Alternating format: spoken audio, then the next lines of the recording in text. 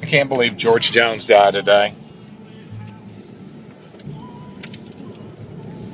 And I know you're going to hear a lot about it. You're going to see purists trying to one-up each other with deep cuts. You're going to see young hipsters talking about his influence. And then you're going to hear some of us older folk just tell you how sad we are.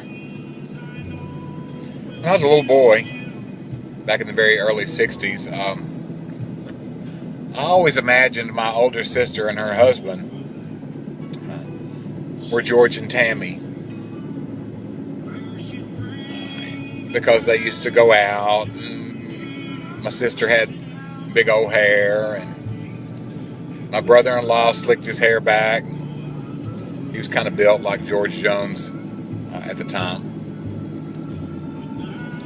And now that I'm a lot older, I realize that music by George and Tammy had insinuated itself into me so fully. I never disliked country music. When I was a teenager, rock and roll was my thing. Still is. And then when some of my rock and roll idols started leaning country, when Elvis Costello did a song with George Jones, Emmylou Harris started doing bluegrass, of course I followed my idols. And you'd think I'd have to acclimate myself to these country influences, but it's then I realized that I knew all those songs on some kind of deep elemental level. I knew those sounds. The steel guitar was in my blood, it seemed. And then I added country fan to my list of things that I am. There's just no escaping it. And some of you don't like country, and that's fine. And I'm not trying to get you to like it, but I do want you to understand, if you've ever been exposed to something at a young age and it's worked its way into you, a sound, a sight, a smell, or something, just understand that for some of us, country music did that to us back then. And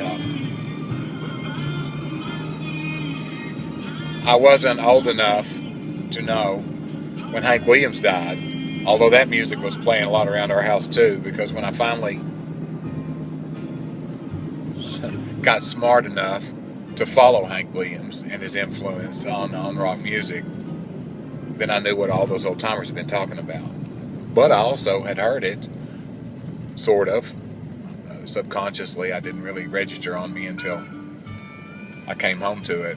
Same with George. So that's what the hoopla is about, hipsters or country haters. It's I guess a form of the blues, maybe. That whine, that ache, that thing. So rest in peace, George. I never saw you live. I could have. I just didn't. But I've enjoyed your music all these years, and I thank you. And that's it.